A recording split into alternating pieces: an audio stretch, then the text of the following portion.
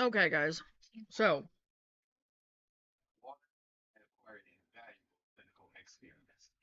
well, that wasn't what I thought it was. I'm going to start jumping around to doing pins off from different sections because I want to start getting this information out there, especially before spring. And I'm trying to do this while I'm eating because I have to be at work in like an hour and a half.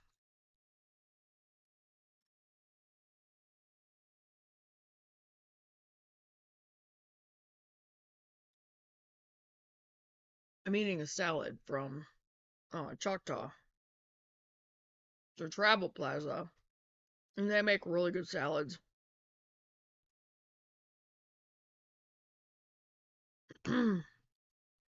Coconut water.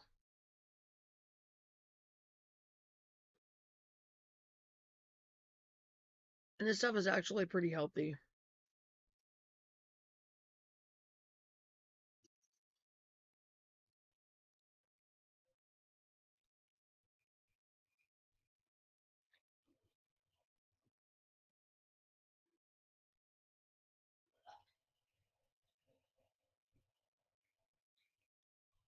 Okay. This video is from Homestead Building.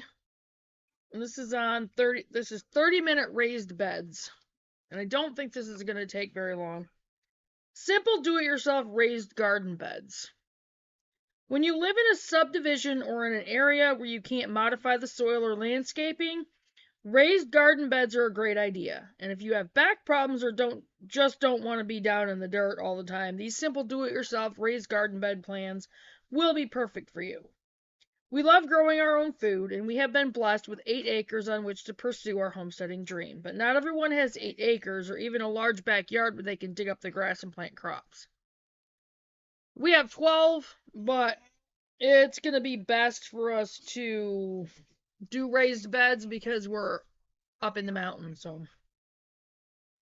So last month we decided to build 4 raised garden beds with 18 square foot of gardening space per bed to help people see how to start growing their own food, as well as to document just how much food you could get from such a small gardening bed. If this sounds like something you'd like to do, then these super easy, fast to stupid ads.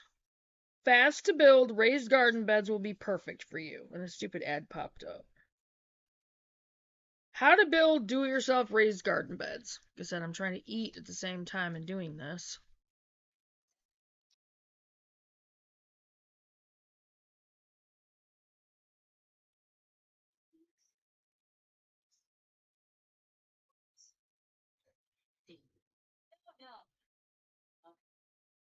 Now, materials that we're going to use is going to be between logs on the property and pallets because they're free.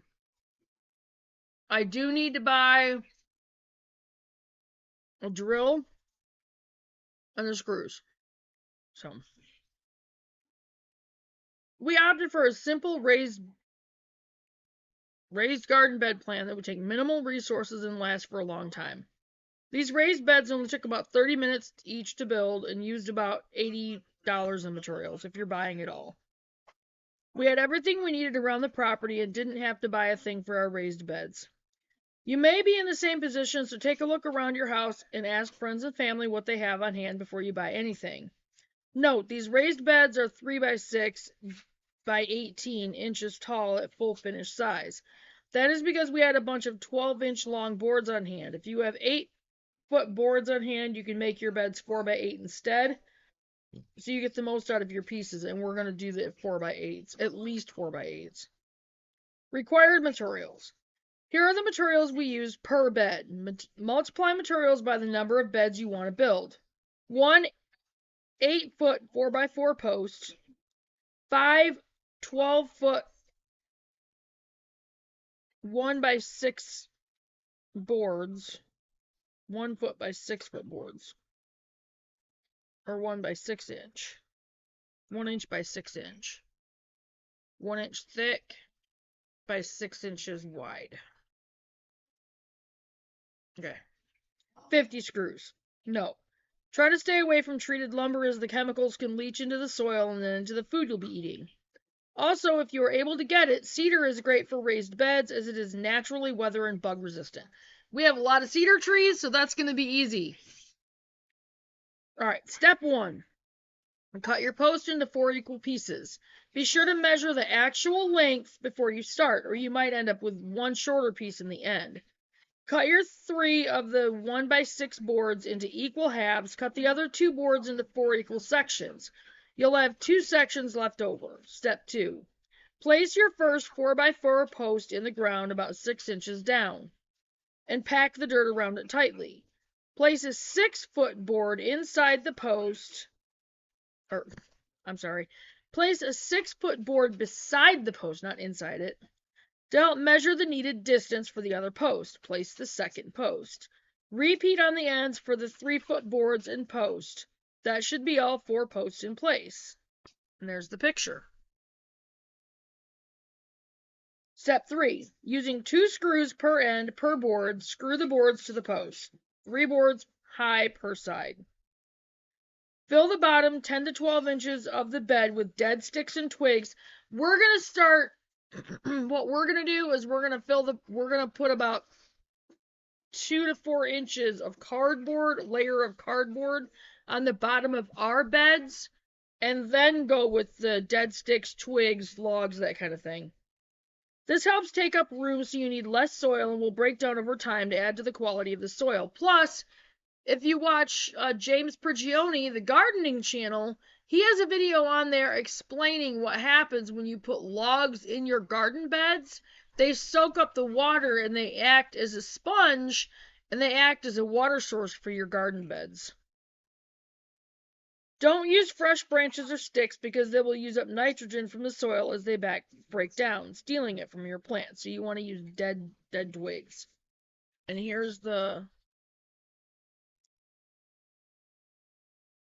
Step 5. Fill the bed until you have at least 5 inches of topsoil and fertilizer. Top with 2 to 3 inches of mulch. You have to remember you want at least 10 inches of soil. 10 to 12 is the best. We use the back to Eden gardening method in the ground and in raised beds too, but if you want to use a more mainstream method for raised bed soil management, you can also use a mix of sand, soil, and nutrients. Step 6. Now you're ready to plant your vegetables or herbs. You can plant anything in the raised beds, but beware that plants like okra will grow too tall to reach after a while. Carrots, root vegetables, zucchini, and lettuce are our favorite raised bed vegetables. We get our seeds from White Harvest Seeds and always have high germination rates and huge produce yields. I'm going to have to remember that. Hang on, I'm going to click on that.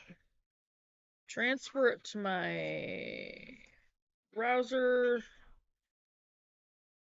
And I do have a lot of seeds, but you can never have too many. Like, literally. Not cool.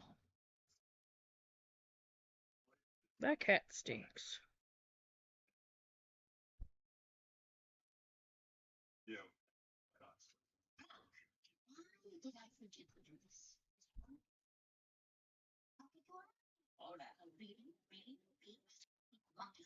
That's it. A super easy, made-to-last raised garden bed that will help you grow tons of food for your family. If you want some food preservation ideas for all the food you'll be harvesting, check out our food preservation articles. And I'll have plenty of videos on that, so no worries there. And that was it right there for 30-minute raised garden beds.